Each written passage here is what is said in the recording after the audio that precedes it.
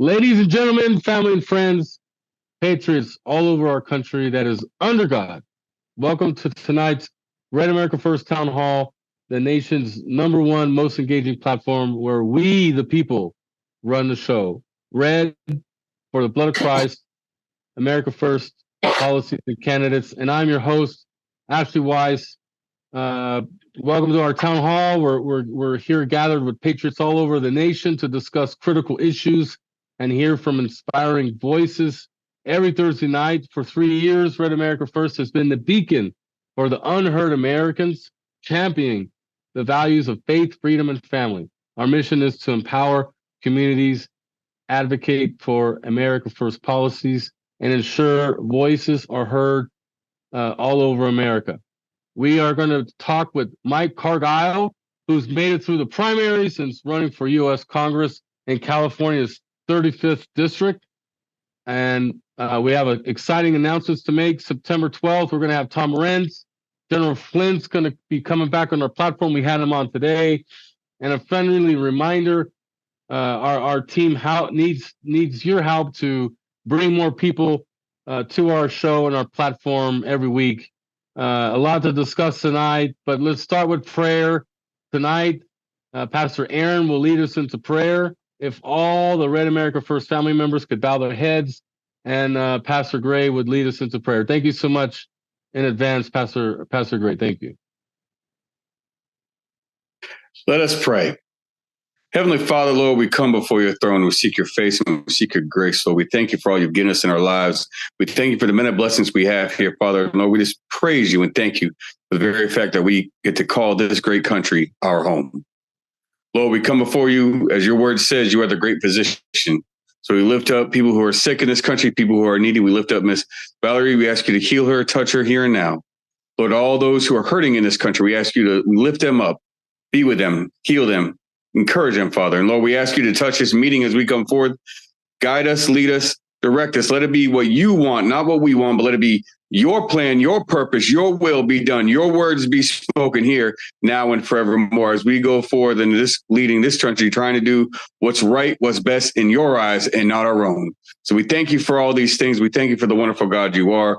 We thank you for allowing us to stand here united together with you. In the holy and precious name of Jesus Christ, we say, amen. Amen. Thank you for that. Our Christian pillar leader, Teresa Wiggins, will do the Pledge of Allegiance as my wife isn't feeling so well today. Thank you so much, Teresa. I pledge allegiance to the flag of the United States of America and to the republic for which it stands, one nation, under God, indivisible, with liberty and justice for all. Outstanding. Emily, I think I might have screwed that up. Pastor Gray's wife will help us with the national anthem. Melanie. Scheiße. Melanie. Sorry, Melanie. All right, can she go? Yes. Oh, say, can you see by the dawn's early light what so proudly we hailed at the twilight's last gleaming, whose broad stripes and bright stars through the perilous fight for the ramparts we watched were so gallantly streaming, and the rockets ran bursting through the night, that our flag was still there. Oh, say does that star-spangled banner yet wave for the land of and all the rain. Amazing job, Melanie. Thank you so much for doing that. Pastor Gray, get your wife ready. She's gonna definitely come back. Thank you so much for that in advance. Gosh, what an amazing intro there for Mark Cargile. I got to tell you, running for the general election of the 35th District of California. Mike, thank you for coming back tonight. We got some new members. Just tell us really quick in a couple minutes about you, where you grow up, and then we'll get right into your interview. And thank you so much for coming back to Red America First. Yeah, thank you. Yeah, no problem at all. Thank you for having me. Can you hear me okay? How's the audio on your side? Good? Perfect. So I'm Mike Cargile, and I'm running for the House of Representatives in the 35th Congressional District here. This area is called the Inland Empire. If you know anything about Southern California, it's east of Los Angeles. It has 9 cities in it. It spans from Pomona all the way to Fontana and all the way down to Eastvale. It has 3 counties in it. But I like to characterize this district for the audience. I have at one end of the district, I have the greatest drag strip, NHRA drag strip, not transgender drag strip. But we've got the greatest drag strip in the country. And they open and close the season out here in Pomona. At the other end, we had a NASCAR track that's going under renovations right now, but NASCAR in Fontana. I have 2 of the best gun ranges at Prado, where they'll probably do the Olympic skeet, and then another one called Rahages, where they got sporting clays and all the law enforcement's down there. And I have 4 mega churches. 4 of them. One of them, a lot of people are familiar with, Pastor Jack Hibbs, Calvary Chapel, Chino Hills, is in this district. So what kind of people like to go to drag racing, NASCAR, shoot guns, and go to church? That's my district. It's a pretty good district. I like it a lot. I think it's the best district in California. Right in the middle of it all, we have the Ontario International Airport, which is logistically probably the hub for the West Coast. We have more warehousing and pass through with, UPS, FedEx, Amazon, all of it. Massive infrastructure here with railheads coming straight out of the port of Los Angeles. In the event something bad does happen, Ontario International will be the epicenter of logistical support for the West Coast. So kind of in a nutshell, I was a lifetime ago, I was a quartermaster Army officer, a 3rd generation Army officer. My grandfather was in World War II, got a battlefield commission, fought in Korea, and then had a battalion in Vietnam. My biological father, West Point graduate, was killed in Vietnam. He was armor. And my father, who died 2 years ago from COVID protocols, he retired as a lieutenant colonel infantry. So, our family's steeped in the military, and I took a different path. I came out here to be a movie star. Didn't quite work out, but I've had a lot of adventures, in and around the camera and then the music business, and I'm probably the most blessed guy you're ever going to have on your program. Wait, I honestly love you so much, and the next time I come in Southern California, which is next month, I'm gonna shake your hand. I promise you this. So we're gonna have a couple of pillar leaders come on, and we're gonna do some Q&A with you first before we open up to the rest of the members. But I just wanted to ask you, from an economic policy, what specific economic policies do you advocate to stimulate job growth and economic development, particularly in the face of recent inflation issues that we're seeing right now, especially California trying to raise the minimum wage, and you already see small businesses suffering from that. Well, I mean, this is a whole show when you talk about everything from the Green New Deal, which they implemented out here before anybody, to AB5, which is the job killer for gig workers. But then everything, this is the key, everything starts in California. So they figure out something here and then they roll it out there for the rest of the country. We're looking at this with election fraud. All of that was perfected here first. So the people in California have been under this fraudulent system for decades. The rest of the country is just finding out about. But you had AB5, which is now they're trying to federalize it, where it's basically pushing unionization. They're killing gig workers. The employers have to provide, full medical benefits and unemployment. If you're just a part-time piano teacher, you don't need to be listed as anybody's employee, but this would criminalize that. So they're destroying the independent workforce. And then I mentioned the Green New Deal. Everything on our economy floats on oil. And there is this oil war that we're in, and it really is a war against fossil fuels. And I hate to even use that term, fossil fuels, because it's a political misnomer. There's nothing fossil about it. I can't get one single egghead to tell me when the earth quit producing crude oil. We may be in the greatest period of production right now, but they call wind and solar renewable. Well, the greatest renewable energy source might just be crude oil. I mean, the earth may be pumping out trillions of gallons right now, but they don't want to say that because all this stuff we're suffering under right now is a massive transfer of wealth and power to the elites. And there's a concerted effort right now to rid the world of billions of people.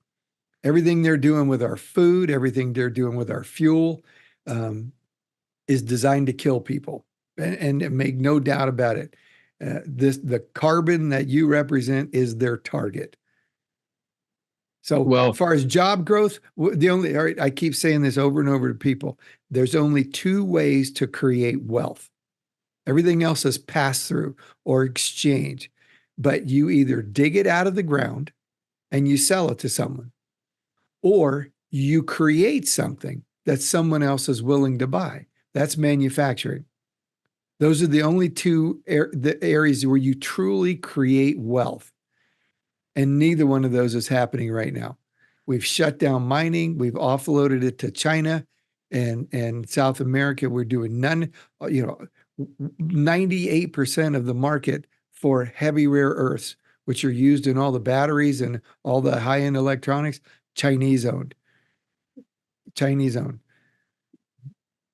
Well, thank you for that. Mike Velarde is one of our pillar leaders, and he helps kind of get candidates ready for prime time and general elections and stuff like this. So, Mike, go ahead with your next question. And Alfie Goodwin, if she's running for Congress in PA, she's going to ask a question as well. Go ahead, Michael. Thank you.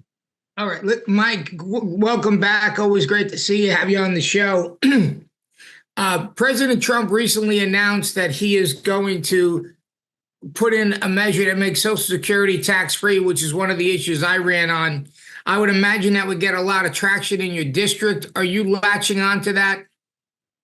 Yes. If you go look at my website, I am quoting you verbatim. Okay, good. This was a conversation you and I had before. Yes. And I loved it. Your 3 points were so exceptional. And it's like President Trump is catching up to us. Right, right. Yeah. Tax-free Social Security. And he added, the tips, which is brilliant. That's why Kamala is stealing it from him. Right. But then the idea of a surviving spouse, and I went a little further than you. Yeah. Okay. I think the surviving spouse of a Social Security recipient should have benefits for 24 months, 2 years to get your life in order after those benefits cease.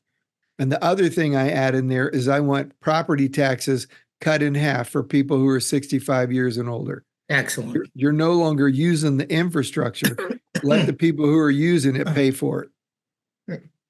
Ain't that something, Mike? That the idea came from this show. What a good way. Alfie is running in Pennsylvania. Alfie, let's go ahead and ask Mike a question and see how he's going to respond with his campaign. Thank you, Alfie. Thank you. So my name is Alfie Goodwin, and I'm running, as you said, in Pennsylvania against the incumbent, Mary Gay Scanlon. And so far, the Pleasure to response meet has you. been, oh, thank you, Sarah. It's a pleasure to meet you also. I am curious if you're familiar with, this is my question, an HR 82.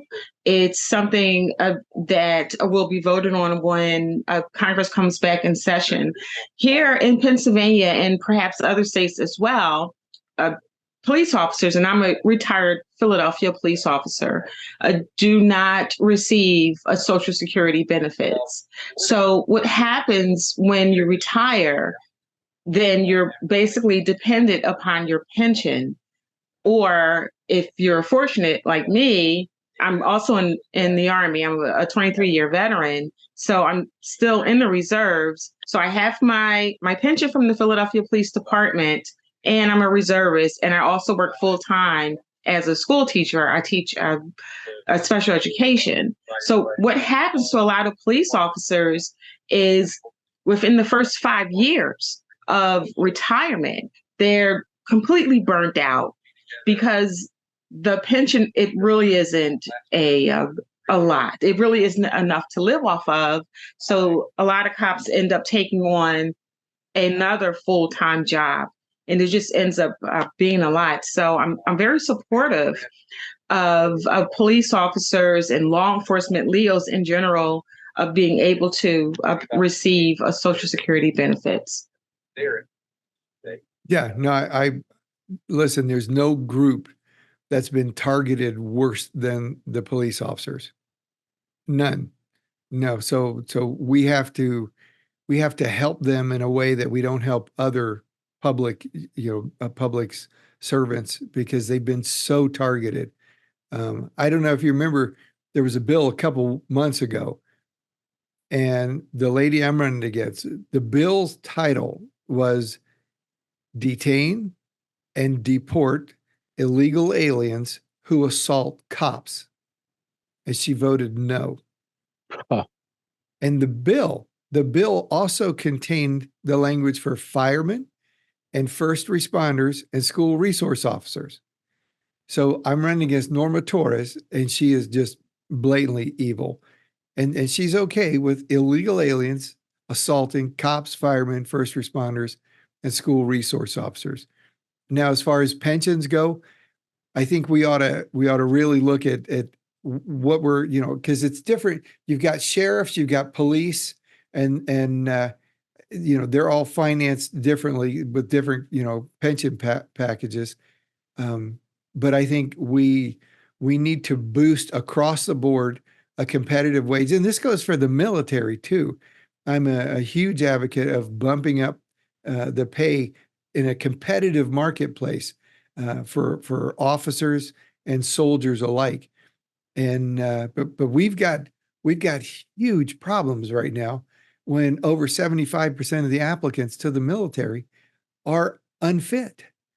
They're drug addicts, they're overweight, they have criminal history. Who's going to support defending the country? Who's going to police our streets? We have a huge health problem, and we have already been invaded, and I think we've got some really, really bad actors on the horizon, just waiting on the right call, and then this place is going to erupt, as President Trump keeps alluding to. It's going to get worse, and I think we have looked at.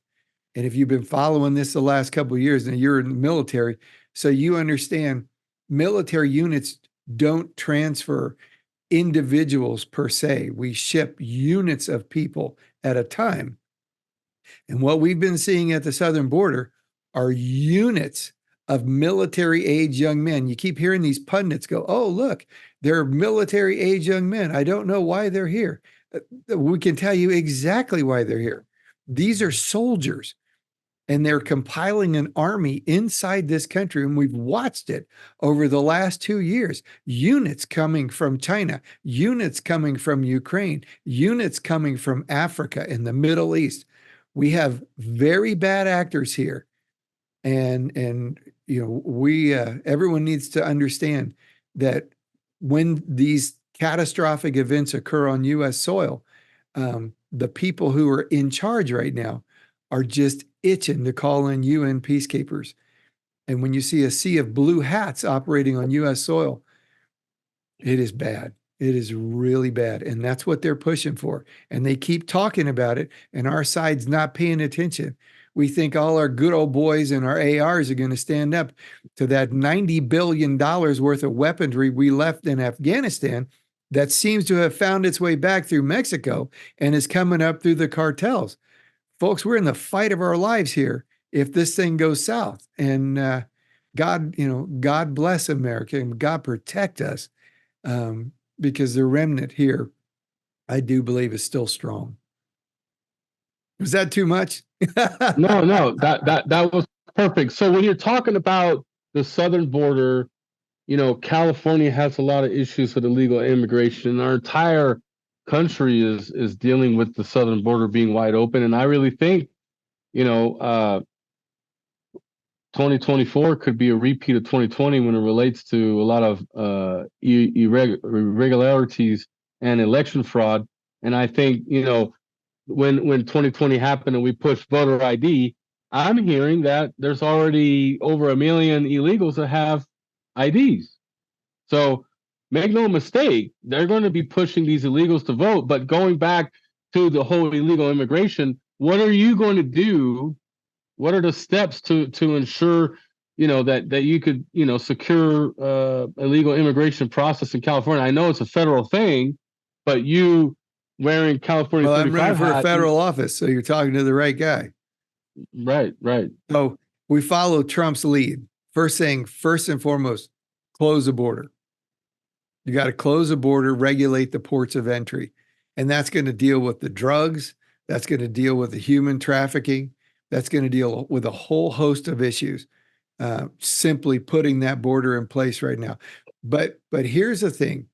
My district is 60% Latino. So there's a lot of this I deal with, that people who are here illegally. And I can't blame them for being here when the Biden administration is inviting them. And they're saying, if you come up here, we got cell phones for you. We got free health care. We got free education. In fact, did you guys know they're putting them on Medicare, Medi-Cal, and Social Security? So while Democrats are going, oh, the Republicans are going to destroy Social Security, they're putting illegals on Social Security to destroy it and implode that entire system. So we are in a real war here, and these people are not dumb. They're just evil. So we set the border in place. You've got to regulate. And then we've got to do this mass deportation of people who know they shouldn't be here. They were invited, but they know they shouldn't be here. They've only been here a couple of years. We need to work with the nations that are, especially to our southern border, and humanitarily provide a path back home to these people. And we're talking millions and millions of people. It doesn't have to be a conflict. They can just be transported peacefully back home. But long term, I say this right on our website, long term, the greatest security measure we could ever have at our southern border is a safe and prosperous Mexico and Central America. We need to work with our neighbors. Mm-hmm. We need to help them become prosperous and peaceful. And then that border wall becomes less of a security measure and simply a demarcation of where the United States ends and Mexico begins. Because Mexico will be our ally in policing it and keeping that evil at bay. And then same thing with Central America. This race is very strategic for the United States because the lady I'm involved with has rigged the Guatemalan presidential election to get a communist in there. She is the madam of the child trafficking coming up out of Guatemala. Pay attention. Listen for the word Guatemala. And I can give you a perfect example. So we got Kamala Harris running for president, who was a border czar, right? She's pretending like she was never appointed, but she was the border czar. And when she went to remember she said, I'm going to go find the root cause for all of this immigration. Do you remember where she flew? She didn't fly to Mexico. She flew over Mexico to Guatemala. And there's a very specific reason she went there, because most of the trafficked children coming into the United States aren't coming from Mexico. They're coming from one country, Guatemala. Well, guess where my opponent's from? She's the only member of Congress from Central America. She happens to be from Guatemala, a very specific area of Guatemala too.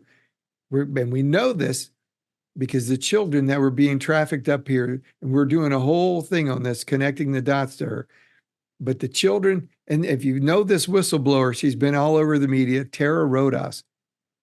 She was the number 2 person at the intake facility in my district, saw about nearly 10,000 kids being trafficked.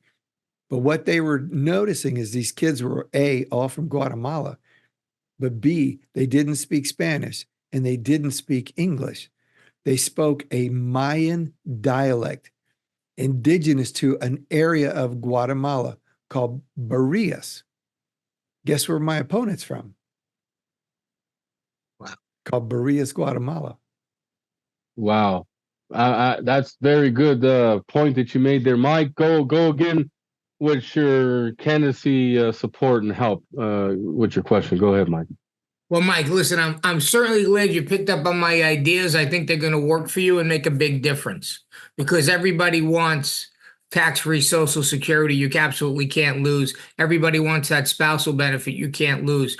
You're 100% right about the child trafficking, and you do have a very evil opponent you're going against. My question to you is this: how do you get around the voter fraud in California? Yeah. Well, that's a big question. I'm on a lawsuit right now that is at the Ninth Circuit. We had a liberal 3-judge panel. We're going to appeal en banc right now, and hopefully we'll get turned down and we can appeal right to SCOTUS with this. This lawsuit is with the Election Integrity Project California, EIPCA.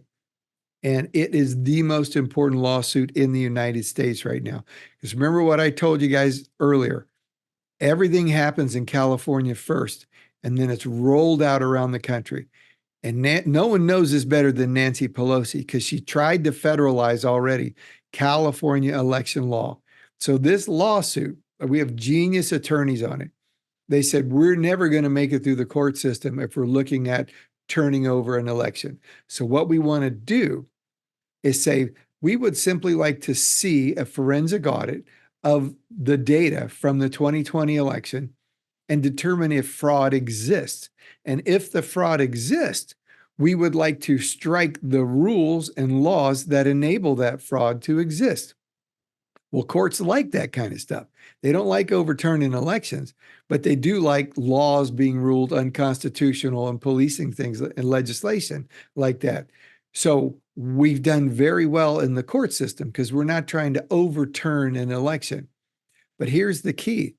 The 2020 election, by law, they had to hold the data, the ballots, the envelopes, and the images of the hard drives for 18 months, and then they could purge the system. Well, that day has long gone past. But because of our lawsuit, they've had to retain all of that data from, I think we have 18 counties named, big counties, LA, San Bernardino, Riverside, Orange. All of these counties are named in our lawsuit, and they have had to retain the data from the 2020 general election. And to my knowledge, this is the only place in the country it still exists, because the courts allowed everybody else to purge it from their system. But because we have an ongoing lawsuit, they have to maintain the evidence until, we're overturned or thrown out eventually. But as long as we keep appealing, they have to retain the actual data from the 2020 election. As far as what do we do for the election coming up? Well, I think President Trump was right. We have to become so big, we overwhelm the system. Does that really overcome? I don't know, because here in California, and this is headed your way, they actually have same day voter registration, meaning on election day, you can say, oh, I never got this, or I just decided I wanted to vote. And they'll sign you up, no identification needed, and hand you a provisional ballot. And I've talked to Steve Frank, I've talked to a lot of experts on this. How do you overcome that? And they said, you can't. That is the one thing you cannot overcome is same day voter registration. So God willing, though, we have specific areas of fraud, and it's not as rampant because people are watching now, and we've got people signing up to be poll workers and poll watchers and ballot counters and things like this. So we've got more eyes on the process because people are aware now than we've ever had. So that's my hope, my prayer. And listen, between all of us, the only reason I'm in this race is because of President Trump. And I mean that because he saw firsthand how deep the corruption goes. And this is a multi-billionaire who doesn't need to do this. He's got a life outside of politics, and he could just go and play golf the rest of his days. But I know one thing we know about him, he never bets on anything but a sure thing. And he is in this race, which tells me he knows how to win because he never bets on anything but a sure thing. Does this include California? Man, I sure hope so, because if it does, I'll be there for him. And I'll have his back every day in the House, and none of this impeachment garbage will take place. All the harassment legislation will stop, and we will proceed lightning speed with the Trump agenda, and we will make America great again. Perfect. Mike, you are one of my favorite candidates running for office. I just got to tell you straight up, Alfie. She's going to ask you a question. Go ahead, Alfie. Thank you. Thank you so much. I just have two things. One, what you're referring to, sir, reminds me of a lawsuit that we have going out here in Delaware County, Pennsylvania, with Leah Hoops. Are you familiar? She's on Steve Bannon upon occasion. It's very, very similar to what has taken place in California as well. And number two, in reference to President Trump, one of the things that we've done is trained up every volunteer on the campaign to make them a Trump Force 47 team captain. And it works for both. It works for Trump Force 47 and it works for the campaign. And it is the best. I mean, it is the very best campaign training I've ever seen. And once the volunteer completes the Trump Force 47 training, they log them into Sidekick. And it's just phenomenal. So it's something that we have begun doing out here in Delco and in Monco. As a matter of fact, yesterday in Monco, Pennsylvania, they signed up maybe 700 people for Trump Force 47. So that's just something you may consider. It's that's wonderful. Yeah, I'll look into that. That's awesome. Yes. Perfect. That's Thank you, Alfie, idea. for that. That's a good. You're awesome, Alfie. So Second Amendment rights. How do you plan to protect and uphold Second Amendment rights in the face of the increasing calls for gun control? And look, let's face it. If Kamala Harris gets in, that's the first thing she's going to work on. Absolutely. You take away the right of a free people to be free, but to protect themselves. Yeah. So I am a strict constitutionalist. And I believe the Constitution is not a living document. It doesn't change with each generation and change with the societal whims. It says, shall not be infringed. And to me, that means shall not be infringed ever by anything. And the word infringement there actually means sort of to trespass. And what the Second Amendment is telling us, our forefathers said, we recognize this right extending from our Creator, that you have the right to protect yourself. And we, the government, will not trespass on that right. So any law, any legislation, any regulation, any database, any infringement on your right to keep and bear arms is blatantly unconstitutional. That's the way I see it. That's the way the Constitution reads. And we've got to get rid of these liberal activist judges who keep reading into it what doesn't exist. It says clearly, and I talk on this all the time. You, as an American, do you have the right to own a tank? Absolutely. In fact, I have friends who have tanks. They buy World War II. They're collectors. They own actual working tanks. You have that right because you're an American under this Constitution. And so what we need to do is get back to that place where we recognize that these rights extend from our Creator. And now we get to the root of the issue, because our founding fathers, in setting this great government up, recognize that these rights flow from a Creator. That's God.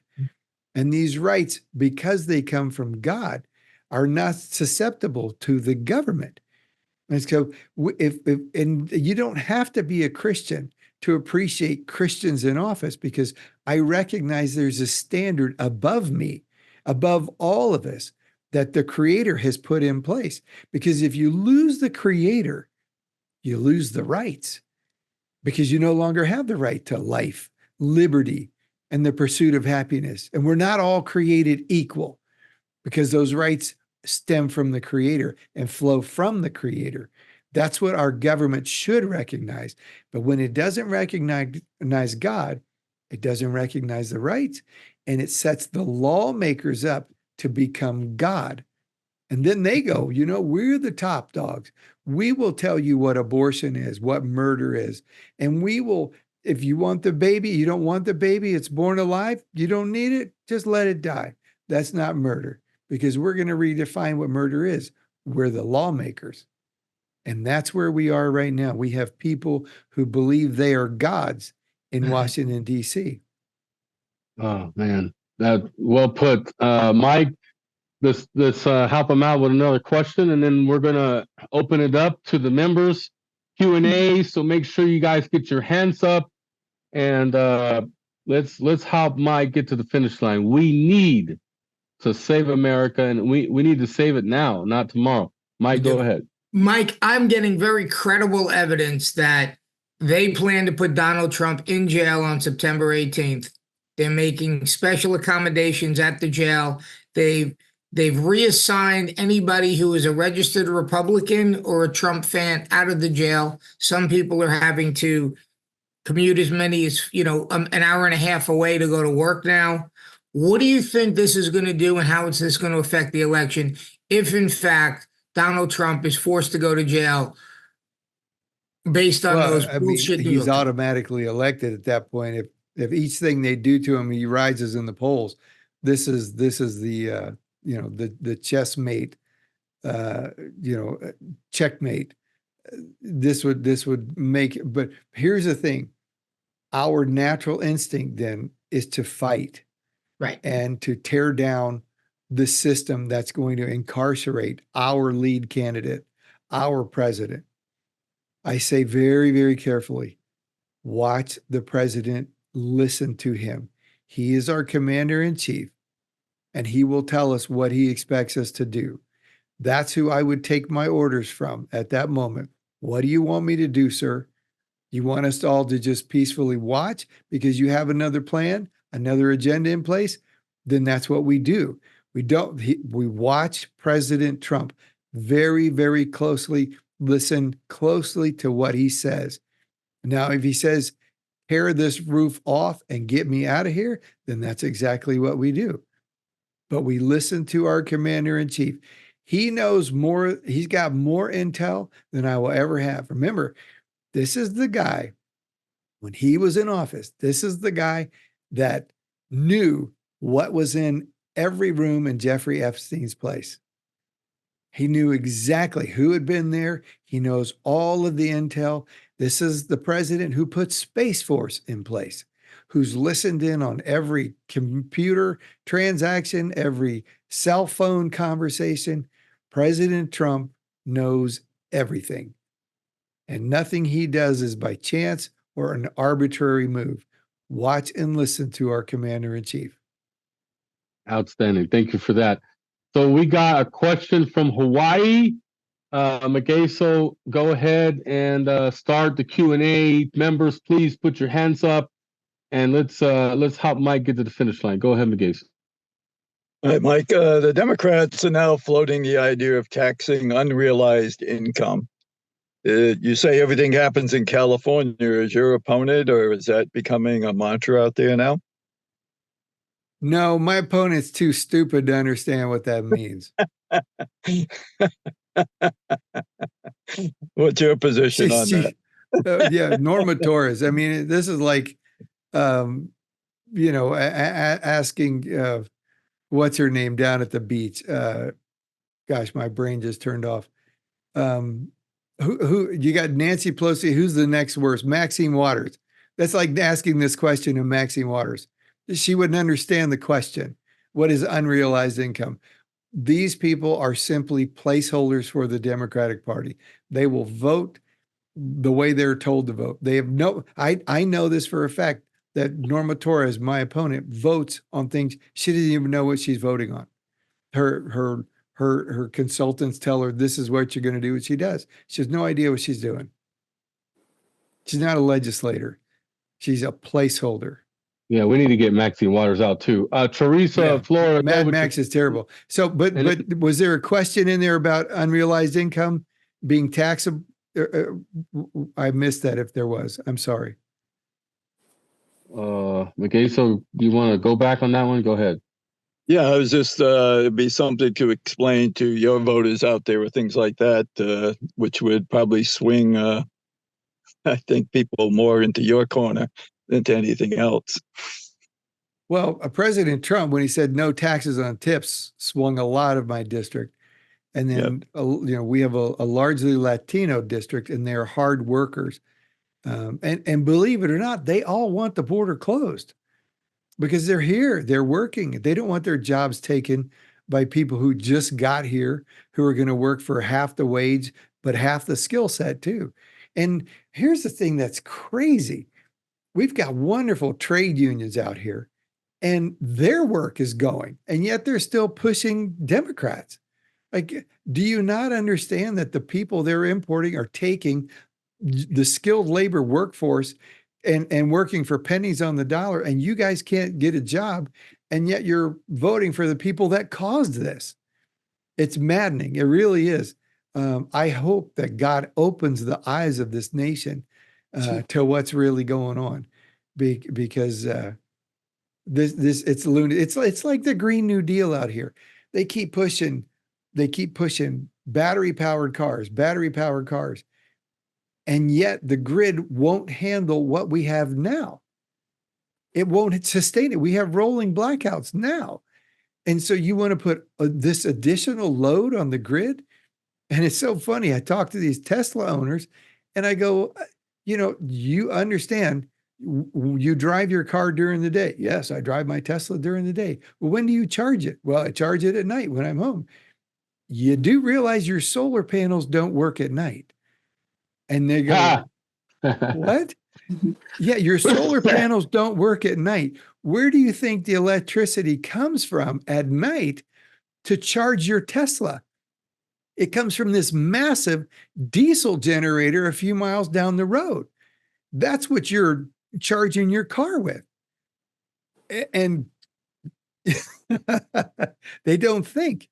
They don't think. They're programmed.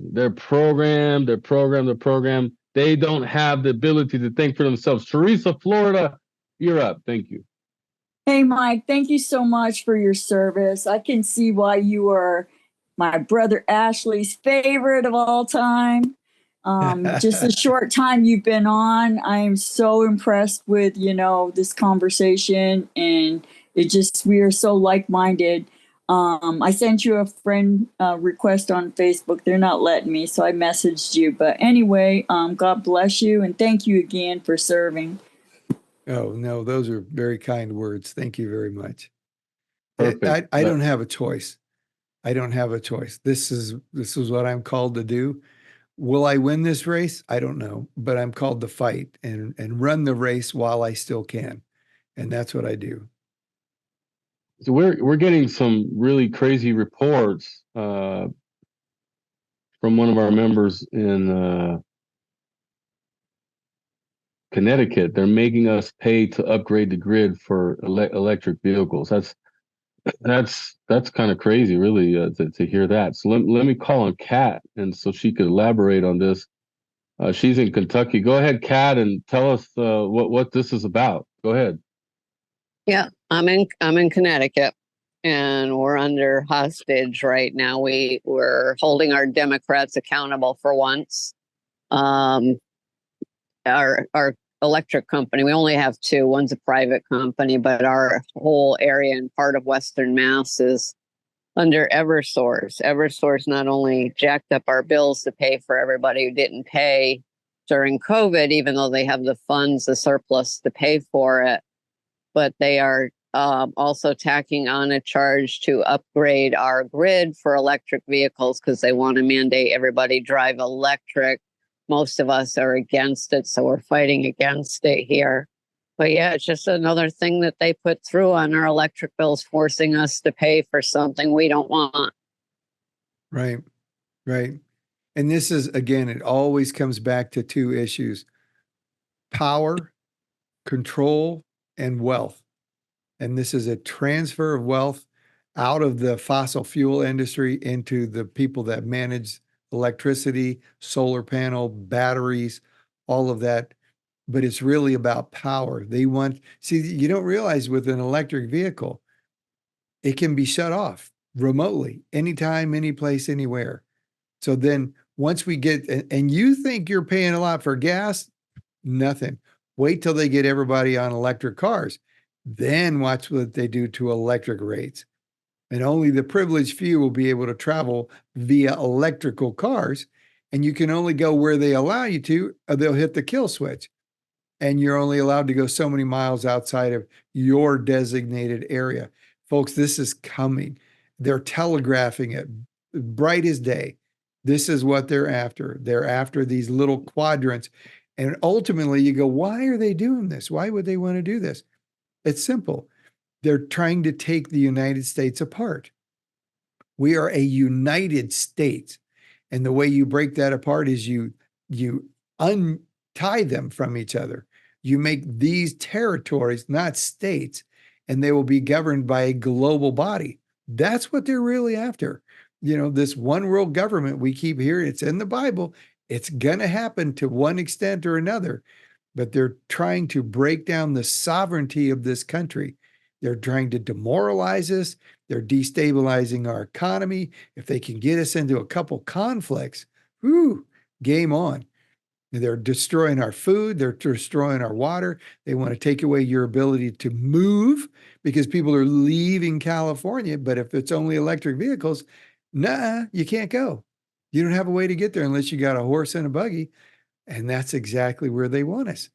What do you think will happen if we don't have crude oil refinement and production? Think about it. It's not just gas. It's not just diesel. It's plastics. It's anything that's rubber. It's our lives. You know, most of our fertilizer has a byproduct of petroleum in it. It's not a bad thing because it's organic. It comes from the earth. It's not bad. You know, let's not forget that they're trying to get rid of all the gas stoves too. They're trying to get rid of all the gas stoves as well. Don't forget about that. But see, that's the thing. It's to push everything on a grid that they can control. They can't control your natural gas consumption. They can say you don't have access to it, but you still have an element of freedom with having gas, natural gas, propane, not just gasoline. But this is all going to go to a grid that they can absolutely control with all these smart. Remember, why are they putting everybody on smart appliances, smart thermostats, smart television, so they can smart control refrigerator, right? So that they can control it remotely. Yep. This 100%. Is so dangerous, folks. This is why I tell all of our members to disable IP version 6, but we'll talk about that later. Here's just the order right now. Doug, Texas is next. Ken is on deck. Rob, Rosemarie, Ron, get ready. Doug, Texas, go. Thank you. Yeah, my question is, one of the other big problems out there, especially out in California, is the water. What do you propose to do about that? I mean, they've been draining everything out of Northern California forever. And then I believe it was Governor Newsom a few years back released billions of gallons of fresh water into the ocean. The ocean, just to save some little fish that isn't indigenous there. So what are your Delta plans for that? smelt? Yeah, the Delta smelt. Yeah, no, this is not a war on water. This is a war on people. California's got lots of water. It's not about water. They keep talking about drought conditions, but we've got snowpacks, historic snowpacks. We have one of the things I would love to do as a legislator is resurrect an old program that JFK actually had. It was called NAWAPA. It stands for North American Water and Power Alliance. And I think this is probably one of the reasons they wanted to kill him, because he had this idea of bringing water down out of Alaska through this natural mountain corridor in Canada, bringing it into the top of the United States, into the Northern California, and then branching it off into the Midwest. That would have been all of the water resources we would ever need. And then my wife is actually in the water business. She works for the Metropolitan Water District, and they were the ones who were bringing up to speed nuclear power for the purpose of desalinization. So the cities around the coastline, you would desalinate, and there's your water. You don't need to take water from the middle part of the state because that's where all the farmers are, and that's where they need the water. So you let them have their water. But right now, this whole idea of water rationing, and it's not just in Central California. They're doing this across the United States. They're creating a problem that they want to solve with government overreach. And listen, they're not going to hold back either. They'll start throwing these guys in jails as they're protesting for their farms. They're cutting our water off. The Central Valley's been dealing with this, and it's probably one of the most depressed car rides I've ever been on, riding up through the Central Valley, and you see all these orchards where the trees have been uprooted and put in these huge piles and burned because they had their water cut off because of politics. Now he's touching my home area, right off the 99. I grew up in the San Joaquin Valley, and I'm going to tell you guys what he's talking about with the water control. This is what they've done to all the farmers is they can't have good produce, so they're left to uproot all of their crops, and then they sell the land to the builders putting up cookie cutter communities. So it's terrible. Oh, I learned something about those cookie cutter communities the other day, which blew my mind because I didn't understand how foster care was being used by the cartels here.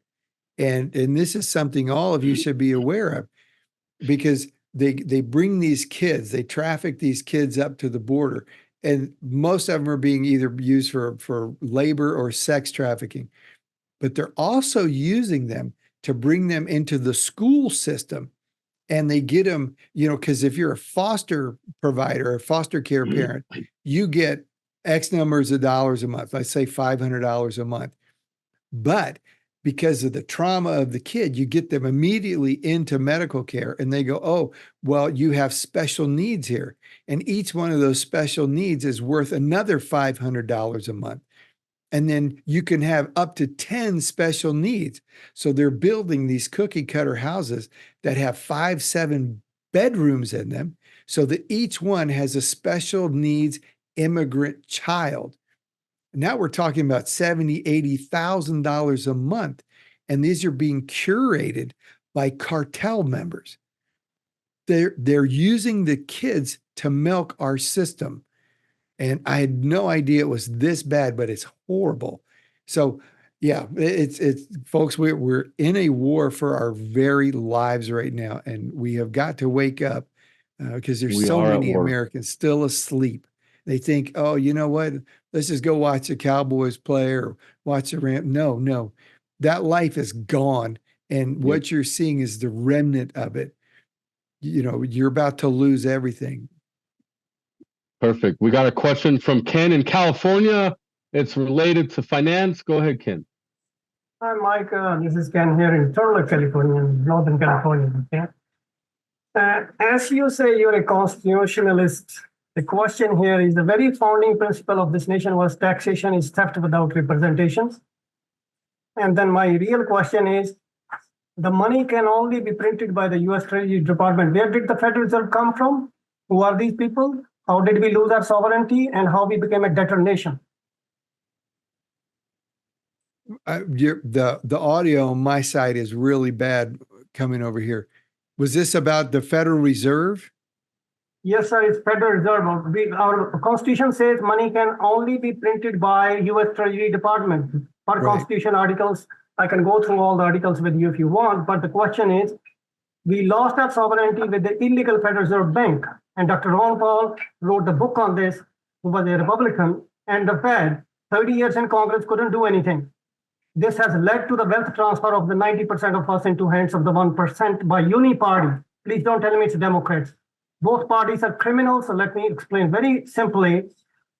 4 scandals in this country: savings and loan, .com, 9/11, mortgage scam, COVID-19.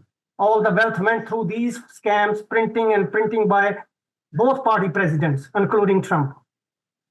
All right, so what I'm getting here is you're a very passionate patriot, and you see the depth of the corruption.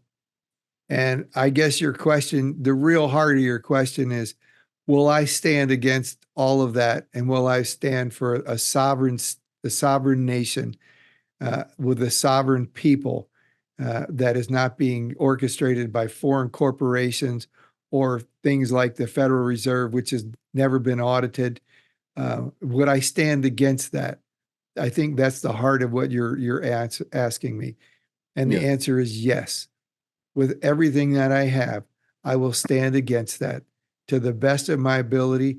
And then my other job is to enlist other representatives who would do so similarly. We have to have allies in this government. And I think if they can understand really what's at stake and how much the people will embrace them. Because here's the thing, we have a lot of people in Congress, they just want to be liked.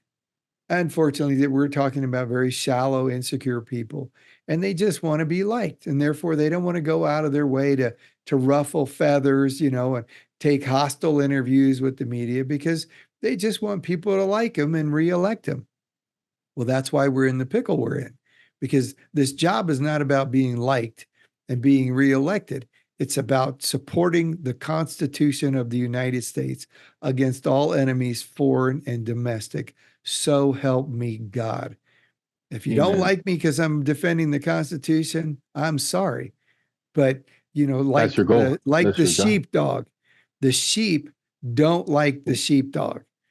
It looks like a wolf. It's got fangs like a wolf. It bites like a wolf. It moves like a wolf, but it's there to save your life. I'm a sheepdog. You don't have to like me. You just have to trust me. I like that. Rosemary, Florida, the author of Red America First, Lifeline, America's Lifeline newsletter. Go ahead, Rosemary. Thank you. Well, thank you so much. I really enjoy listening to you and your positions in all of the areas that you have discussed. Now, I will ask you, you know, because our school system is very complex. Each state has their own, you know, laws and so forth. But the school system is what formulates our future generations. And the fact is that there is so much indoctrination and all of this transgenderism, all of these new things that are coming into our schools, all of the the boys in girls' bathrooms, and so forth. And I know that Trump has said that he would not give money to these school systems or so forth that do this. How can that be stopped? What is your position, and what kind of legislation can be enacted to do that? Well, that's a huge question, and a lot can be done to protect kids, and that's really what we're talking about here. And also women. It's a war on women and children right now. And you guys are actually talking to the most conservative candidate in the United States. And I can prove that because I'm the only one in the entire country that has been unendorsed twice by the Republican Party for being too conservative.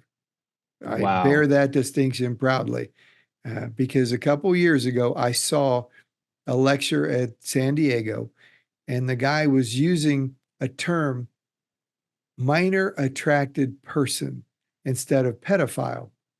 And I saw the writing on the wall. And so since that point, I have been very, very vocal and very strident in my defense of children against because what we're really looking at is pedophile predators creating a target-rich environment in our classrooms. And I can illustrate this best by something my old pastor said, and I repeat him all the time. He said, if you know what a doctor knows, you would be a doctor. If you know what a lawyer knows, then you would be a lawyer. When a child knows what an adult knows, they're no longer a child. You've taken a little person whose emotional and psychological abilities are not developed yet, and you've placed adult concepts, adult images in their minds, and you've destroyed this little person. You robbed them of their childhood. Why? Why would you do this? Because a pedophile predator now comes along and introduces the same concepts, and it's no longer foreign to the child. They've seen this. They've heard it. They were encouraged by their teachers to experiment with it. And this is where they've gone. And then they take drugs and they block puberty for boys and girls so that they will be for years a little child that is being used by pedophile predators. They are destroying our kids. It is pure evil on a spiritual level. This is an assault on the image of God because God made us male and female. And this idea of transgender and slicing off this body part to make this body part is a full-on satanic, demonic assault against the image of God in the world, which is you and I, the way he created us. We are in a war of light and dark, good and evil. And you've got to start seeing this for what it is, because it's the only way we can compete. We have a question. Does that answer your question? Yeah, it absolutely did. Good job. We have a question from my sister in Georgia. Pamela, go ahead. Thank you. Hey, Mike. I just want to say, I think you are probably one of the most amazing candidates I've listened to, and I wish we had more like you. You're just amazing. What I wanted to say, though, very much. I don't understand how all these people, it's so corrupt, and they have taken an oath of office and they get in power and they don't do what they're supposed to do. I can't believe that we, the people, don't have the power to get these people out of office when they don't uphold the oath of office. I mean, it just, it floors me that they can go in there and then have their way with destroying our country, and we have to sit back and watch them do it.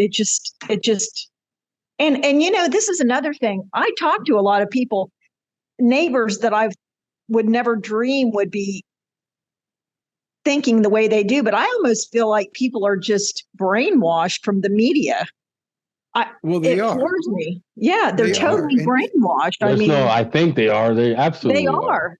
Oh, yeah. I know. And it makes me sick. I mean, well, when the media tells you 50 times a day Trump is a Nazi, then you go, I don't like Trump. Why? Because he's a Nazi. Well, what makes you think that? Well, that's what they told me he was. Yeah, yeah. And so you think you're doing good by opposing him because you have heard the lie repeated so often that to you it has become truth. Mocking. And Yeah, that's I know. where we, people who have the truth, have to stand up for the truth every Right. time we can. We never back down from assaulting a lie. And you don't have to be mean about it, but you just go, no, that's not true. That's not true. And they can go, well, I don't believe it. Yes, but at least you heard that it's not true. And you can wrestle with that in your own mind. Go ahead. I try to have people listen to, at least give the other side a chance and listen to them, because they don't listen to the other side. They only listen to one thing, and it's gearing them against Trump or the right thing to do for our country. But I still feel like when these people take an oath of office to defend us, and they're doing just the opposite. Any administration that goes in and opens our borders and puts us all in danger, don't you think that's kind of bizarre that they would be allowed to just get by with that? I mean, I just don't know. But there's other people who've taken their oath as well. So we're not just talking about politicians who've broken their oath. And this is where our hope has to be first in God first and foremost. But we have people in the military. We have law. We have LEOs. We have law enforcement. We have other politicians. We have firemen. We have all kinds of civil servants who've sworn an allegiance to the Constitution of the United States. What they have to be made aware of is that by supporting the people who have broken their oaths, you are going to also be in violation of your oath if you support them. Case in point, my opponent. She is an open borders advocate. She voted that way, and she's on record as saying, now this is a sitting U.S. representative who has said, I want wide open borders. And this leads to an invasion, which that invasion now is in direct violation of Article 4, Section 4 of the Constitution, which says the federal government must protect us from foreign invasion. So if you're promoting foreign invasion, you have violated your oath of office. And in Article 6, you said you were going to support the Constitution of the United States, and you haven't. So now you are in violation of your oath. And if any of these oath takers support you, they are now in violation of their oath, and they don't put this together. But if you support someone who's violated their oath, you are now violating, because it says all enemies, foreign and domestic. So if you support a representative who violates their oath of office, treasonous behavior, you are in violation of your oath to defend the Constitution against a domestic enemy. And the oath breaker is a domestic enemy, because they have shredded the Constitution. And with my opponent, we have open borders. We have this assault on law enforcement, which is another Article 4, Section 4, domestic terrorism. And the fact that this lady I'm up against actually voted for socialism. Socialism is a different form of government. So when you've sworn an allegiance to the Constitution and you advocate for socialism, you have violated your allegiance to our form of government. Therefore, you need to be removed from office because you've broken your oath of office. And I am very public. I've said this publicly, and I've got more coming out on it. To all the law enforcement, to all the veterans, if you support my opponent, you are in violation of your oath of office. And let them wrestle with that. Hopefully they'll go, you know what? He's right. We can't support her. Wow. Thank you for that. We got a couple questions coming in. One from Texas, then Kansas, and Nevada. Go ahead, Sabina, and then Frank Sunday. Hey, Mike. Thank you so much for your service.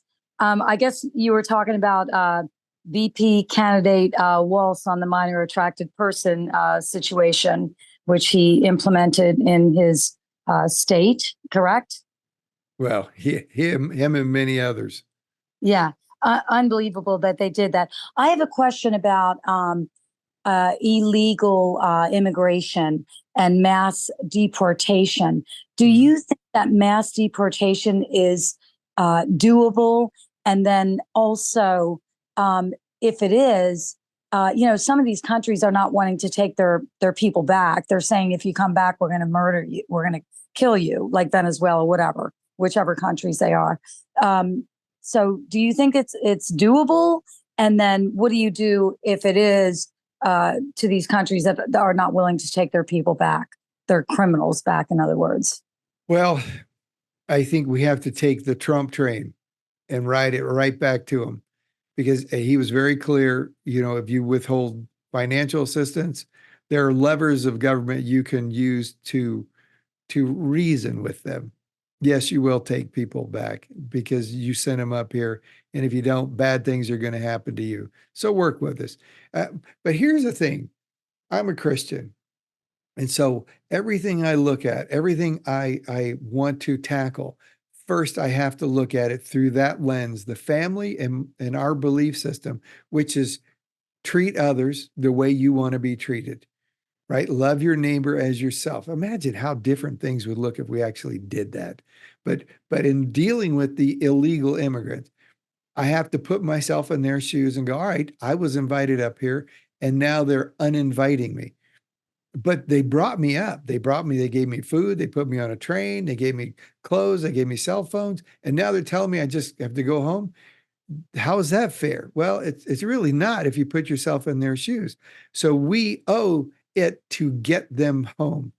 Now, if they were sending their criminals over here and they don't want to take them back, they're going to have to take them back. Or we will find another nation that will incarcerate the criminals. Depending on the offense, maybe they're rehabilitable. I don't know.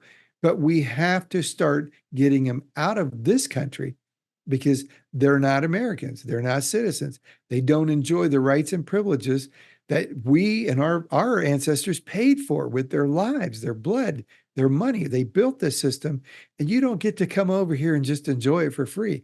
Like Social Security, you never paid into it. You shouldn't get a dime from it.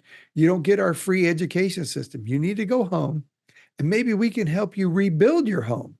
This is where, we as a nation have the strength and the foresight to go, maybe if we made their country safer, maybe if we quit rigging their elections like we've done in others, Brazil, and what we were looking at here with Maduro and all these others, maybe if we actually started treating our neighbors the way we would want to be treated, we could make this whole hemisphere safe and prosperous. And then there wouldn't be this issue. Wow. That was well put. Thank you for that. Frank, Kansas, go ahead. All right. Yep, I'm unmuted. Hey, Mike, I apologize. I was not on the early part of the show here. I was on a call with Dr. David Martin and Steve Kirsch. But here's what I wanted to bring to the table here, because I heard part of the, how the education system is being co-opted and all these things, the border. If you list, 12 of these tools and processes, really what the long game is, we're in a behavioral modification process. That's all that COVID was, okay? As indicated by Event 201, other organizations that actually kind of telecommunicated all that information back in 2019. So the elephant in the room is depopulation.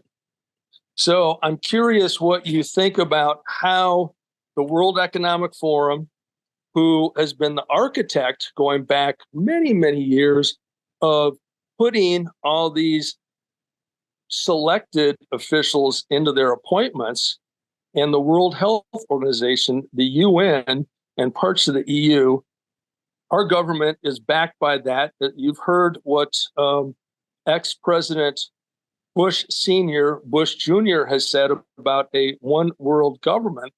So what is it that you and other congressmen can do about what the long game is about depopulation? Well, we touched on that. I can't go over it again. No, I'm just messing with you. That was a good one, Mike. No, I have mentioned it already, but we are actually in a war against humanity. And they have expressed this over and over for anyone who's paying attention. They want to rid the world of billions, not millions, billions, because they see themselves as elite. And we are literally the slave force they will need in a new world order. That's our function and purpose. They are the elites, and we serve them. But there's too many of us right now because we might get an upper hand. So they're going to depopulate the world. They're using our food. They're poisoning our air. They're poisoning our water. And they've used a vaccine, and they've used a virus. And man, if they can get us into one or two world wars, maybe pop a nuke or two, hundreds of thousands, maybe millions at a time will leave planet Earth. And that's perfect for these people. That's exactly what they're doing. They're trying to start wars everywhere. And what they're after is control enough to shut off key things like water and food and electricity, things we're going to need to survive. And then they'll starve us out as well. So they're destroying our ability to have children, and then the children that are born, they're cutting them into pieces and neutering them so there won't be future generations. Meanwhile, they're bringing up future generations through our southern border, who will repopulate the nation with their slave labor force. So yeah, I'm on board with everything you just said.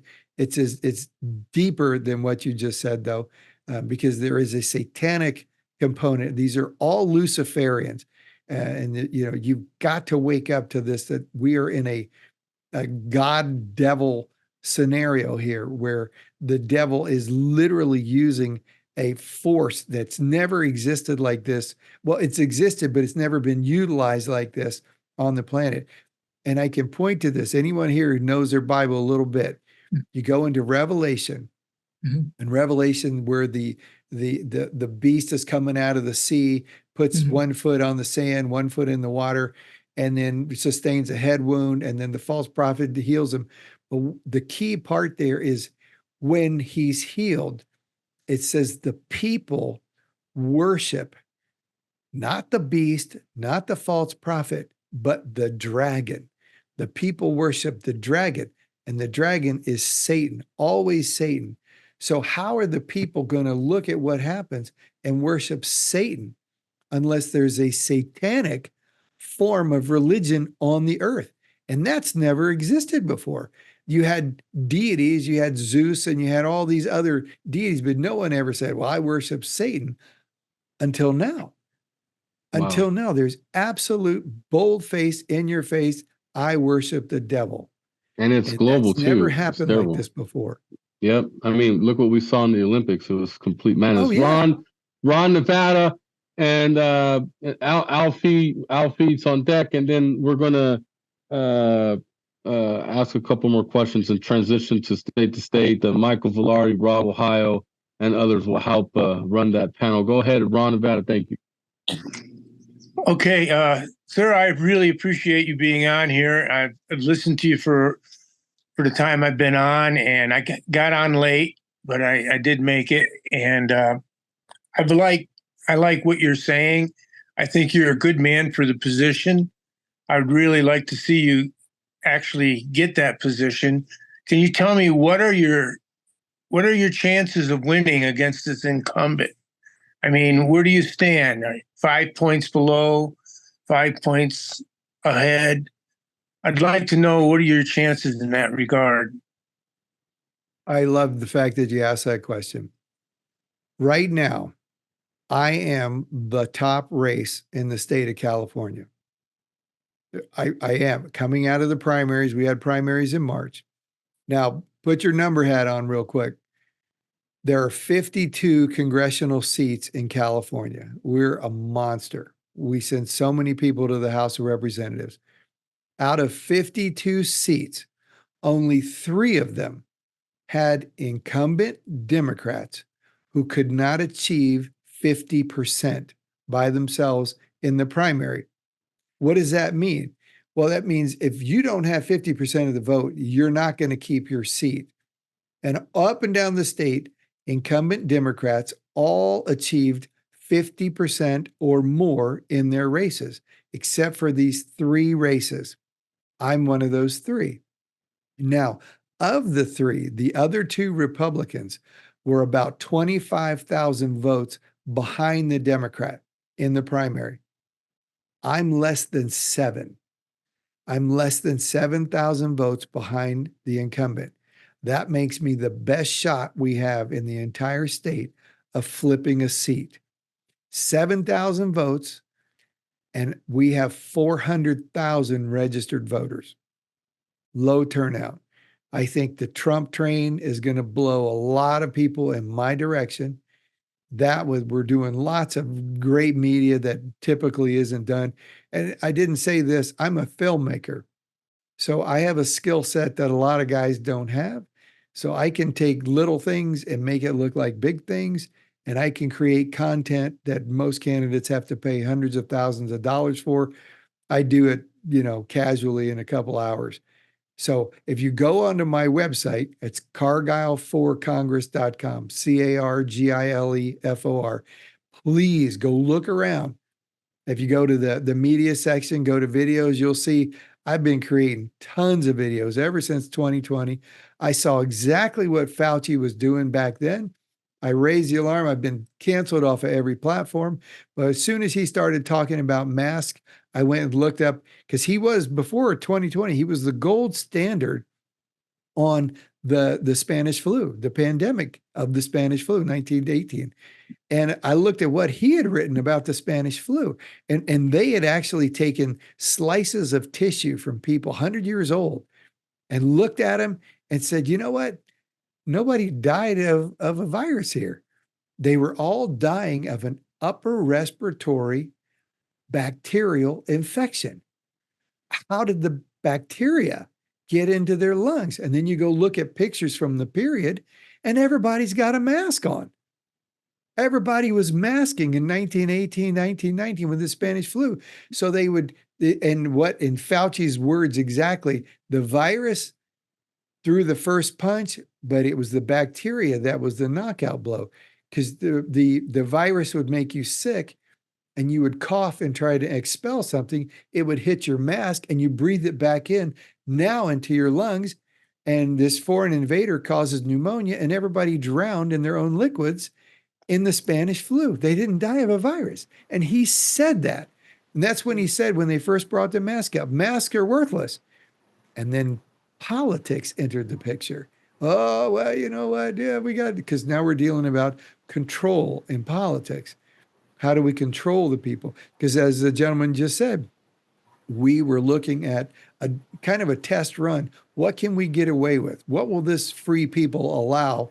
What kind of freedoms can we take? Can we shut down their economy? Can we tell them what to wear? Can we tell them what to eat, what to drink? Oh, here's a medicine that'll fix you, but you can't use that.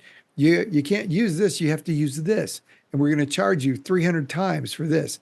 And we started seeing all of that, and I knew exactly what we were in, a communist takeover of the United States, and we still are. Wow. Our entire membership always loves what you say. It's like scared that it's like perfect every time. Alfie, and then Rob Ohio's on deck. Alfie, go ahead with your question. Rob Ohio's on deck, and then we'll do one more with Valerie and I. Go ahead, Alfie. Thank you. Oh, well, thank you. I really don't have a question, sir, but thank you so much for being here, and thank you for your service also. I agree with everything that you're saying. It's nearly a national platform. Well, it should be a national platform for a Republican candidates. And you're right. It's the whole BLM George Floyd thing. It was a power grab. It was somewhat of a not just removal, but replacement. So if we remove, and I'm just going to throw someone out there like General Powell, we remove him as a hero, as a role model. What do we replace him with? We replace him with George Floyd. So, yeah. And for trust me, if it wasn't George Floyd, it was going to be someone else. They someone were else. ready. He just happened to be the guy at the time. Yes, sir. And we're seeing the exact same model with our education, with this perversion of books that are being made available to children, and with the pronouns. I'm going to be really quick. I was in school once. I was because as I said, I teach in school, and one of my children, they said to me, they said, "Well, Dr. Goodwin, what are your pronouns?" And I said, "Spell pronoun." I mean, because I couldn't believe it. Like, why are we focused on that? Our focus should be on education, math, reading, science, social science. This is what we're focused on. So I'm with you on this. And I absolutely wish you the best of success, because this is what we need in this country. We have a country to save, and we have to do it. We must do it. While I got you there, let me tell you what's coming your way right now, because I'm dealing with it in my district. Anyone's paying attention, the Chino Valley Unified School District has a school board president. Her name is Sonia Shaw. She is amazing. She's the tip of the spear. But the issue is parental notification. If you haven't heard of it, listen up. Parental notification. So this school board said, say again? That Newsom started this, right? Well, no, here's the thing. This is what happened. So you've got the pornography in the schools, and all this stuff is happening. Kids, they're being, told to experiment, try this stuff on your bodies or your friends' bodies. Okay, they're doing this. And then the kid says, well, you know what? Why don't you try it as a girl? You're a little boy. Why don't you try this all as a girl? And the teachers are going, well, this is not cool, because he's going in the girls' restroom and it's a little boy. He shouldn't be in there. And they wanted to tell the parents, your child wants to change genders in school. And they said, you can't tell the parents. And they said, what are you talking about? They said, no, that child has a right to privacy. And it is against the law for the teacher to tell the parent what the child is doing in school. And so the school sued and said, no, our teachers are not secret keepers. We have parents that need to know what's going on. They go, well, we can't take the chance that the parent might act aggressively to their own child. The question there is, well, if the child's trying this stuff out, maybe something's wrong, and you're taking away the parent's right to involve themselves in the life of their child. And they said, no, the child's privacy is more important. So the school system sued. They're in Superior Court, and they won, and then they lost, and it was being appealed. And then the state legislature saw the writing on the wall. This is not going good for us in the court system. So the state legislature, spearheaded by this pedophile, his name is Wiener, Scott Wiener. You couldn't have a better name for a disgusting individual. They create this law that says, yeah, we're going to make it illegal for the parents to know what's going on in there. And if the teacher tells the parents, they can be arrested. So why are they doing this? This is insanity, right? Why are they doing this? I can tell you exactly why. Because they're trying to create an administrative tool. So they're saying the child doesn't want to go home because they feel unsafe. So unsafe home equals remove the child. We'll put them in foster care. We'll put them in CPS, Child Protective Services, and that child never has to go back to that unsafe home. This is the key. We're after an unsafe designation. So then the kid is never going to see his parents again. If you had a boy, the next time you see him, probably going to be a little girl. But what really is going on is they're after a tool outside the judicial system, in the administrative system, where designation unsafe equals removal of the home. And then what they're going to do is they're going to say, what constitutes unsafe? Well, is there a gun in the home? That's unsafe. Remove the child. Are they religiously intolerant? Yes, that's unsafe. Remove the child. Are they unvaccinated? Yes, that's unsafe. Remove the child. They're after the ultimate blackmail mechanism for parents. You will either comply with everything we tell you, or we take your kids. And we don't go to court. This is a procedure, an administrative procedure put in place by our health organization. we're going to take your kids unless you comply because you have an unsafe home. Trust me, this is here and it's headed your way. Wow. And this is why we tell all parents, please consider homeschooling, because you lose your rights to your children the minute they walk in these brick and mortar schools and you have no rights to them. Okay. Rob, Ohio, last question from the Q&A, and then I'll close with Mike, and then we're going to go into a round. Go ahead, Rob. Hi, Mike. I take it you're rather familiar with the COVID stuff, but my question is it's okay to know all this, but what can we do to bring all the people that were colluding, manipulating, lying, and just intimidating the American public to follow the rules? Has anybody even paid any any price for it yet? What can you do as a legislator to bring not only the pharmacies, the medical establishment, and the politicians who push this down our throat? What can we do to bring them to justice? Well, you just used the one word that I was going to go for, and that's justice. We don't have a justice system right now. We have a two-tiered system of injustice, rules for them and rules for us. We have to occupy the executive branch, though, because that's the enforcement of our government and our laws when they're broken. And this is why it's so important to get President Trump in there, because the DOJ, the FBI, and if we want to defund them and create something else, that's great. Let's do that to get rid of the baggage. But we do have to have the prosecution of criminals through our executive branch. And this is why we can only have this type of government if you have moral leaders. And our founders recognize this, because if the Constitution is there and you choose not to abide by it, you have your own set of morals, then our government is going to collapse, because we are a constitutional republic, but it's only enforceable by those who want to abide by it. We all agreed we would abide by these documents. So what you're talking about is justice. So there has been absolute injustice through our pharmaceutical branch, through our legal branch, through our educational branch. There's no area of or aspect of our nation that has not been corrupted. It's horrible what we're going under.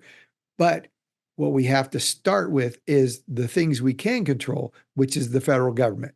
So in the federal government, we laser focus.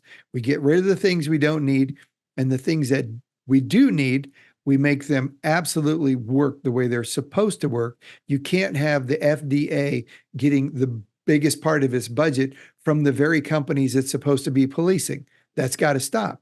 You can't have the military buying, subpar weaponry because some general used to work, and gave some sort of great deal to this company and now is their leading lobbyist. That's got to stop. That's nepotistic, the viral infection of our federal government has got to stop. And I would not be opposed to separating large parts of it to different areas of the country and decentralize it out of District of Columbia. I think that would be a very healthy move. But we have to hold them accountable. One of the leading villains in this story would be Anthony Fauci. He has to be held accountable. He is on par with the worst Nazi, Joseph Mengele type traitorous murderer. And he needs to be held. Him and the fortune he has amassed belongs to the suffering people in the United States. That's a start. Perfect. And real quick, I want to close with Mike and tell you some good news today. Supreme Court ruled 5-4 to enforce part of the new Arizona law requiring proof of citizenship for voter registration.